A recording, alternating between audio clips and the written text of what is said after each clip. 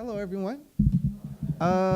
There's a lot of people in the room, but since my memory is questionable, I'm going to just thank y'all all with one big thank you.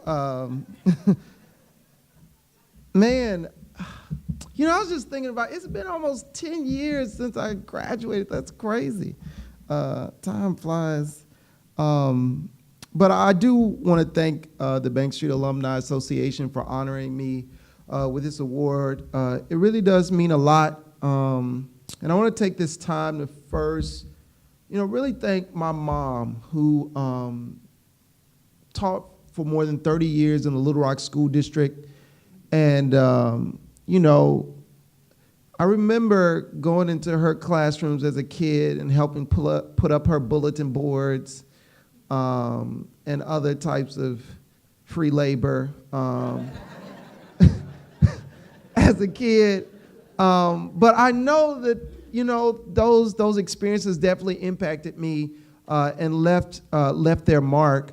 I also want to thank my regular English, my 10th grade regular English teacher for being so bad. No, seriously, had her class not been so bad, I might have stayed in there and not gone to advanced English. But it was so bad, and I was so bored that I went to my counselor, and I was like, is there any other class? I was like, I've been in this class for a whole semester, and all I've learned is that she thinks OJ is innocent. I'm like, I've never been in 10th grade English before, but I got a feeling that there's a little bit more to this thing.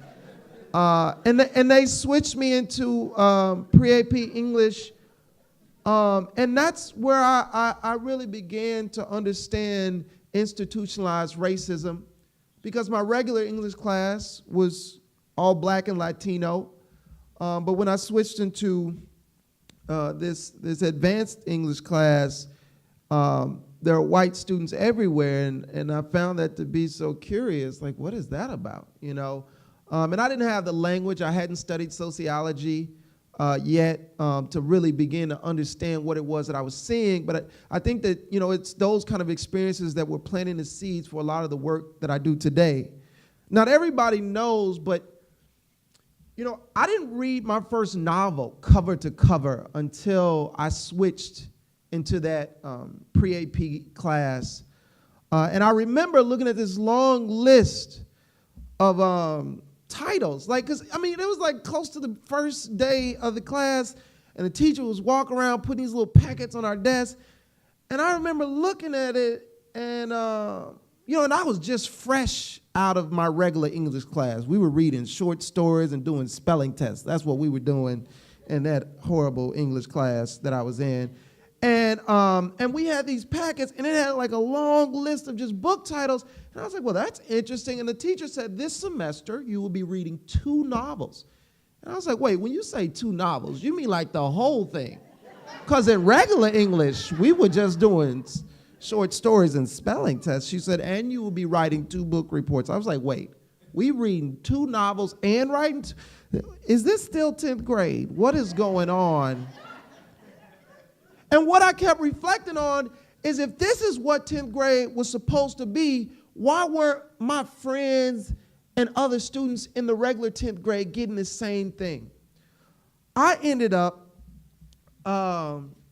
being so angry about this that I decided I was going to do something about it. And so my junior year, as a science fair project, I surveyed over 200 of my peers to find out what their reading habits were. I went to the University of Arkansas at Little Rock and met with some professors to ask them what type of statistics I needed to know to be able to survey these students. They tried to help me, but I didn't really have a clue of what they were, all the little statistics and stuff. But I think they were just happy to see a motivated high school student wanting to learn about statistics. But I surveyed my peers, and what I found out is that almost none of my peers read if it wasn't required. And at that time, there was no social media and Facebook. And so it wasn't like they could read posts and things like that online. They just did not read if it wasn't required. And I decided, well, that needed to change. And so I decided, well, I'm going to run for student council president, and I am going to create a reading incentive program for my high school. And, I'll be honest with you, a lot of my classmates, they didn't really care about my little reading program. They were just happy that somebody from the hood was, running for student council president. So they're like, you the first black president. And I was like, no, our high school has had others, But, they were happy. And, at my high school, in order to vote during the student council elections, you had to register. So the whole hood, registered to vote. And I became the student council president. And, the summer before I started my senior year, I ended up designing a program called the It Takes Two program. And all that it asked students to do was to write 2 paragraphs. I like that Bill Withers song, too. I think that might have had something to do with it. But anyway, and I went to Barnes & Noble, and I spoke with their community relations manager, and they gave me a grant to implement a reading incentive program called It Takes Two at my high school. Now, well, thank you.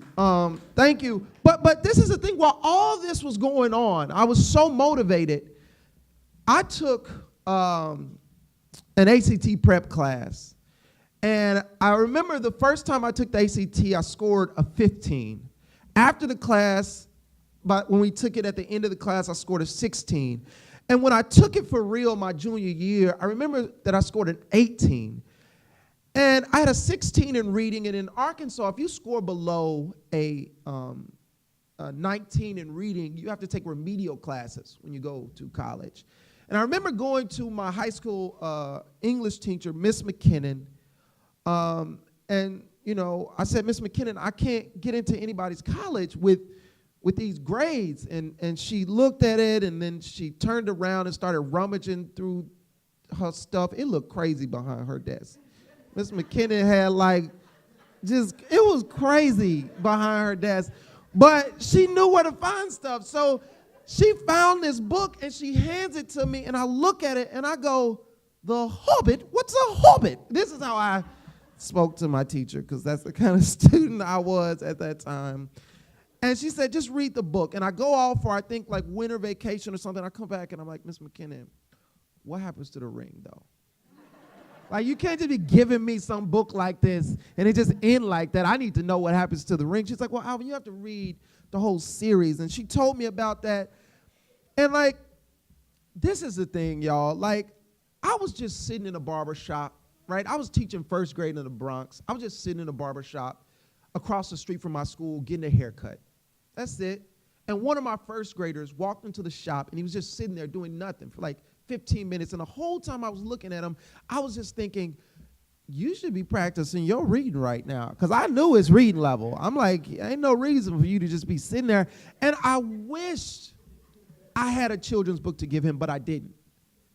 And that was really the birth of what is now Barbershop Books. We have over 114 child-friendly, colorful bookshelves in barbershops, over 114 barbershops across the country. And,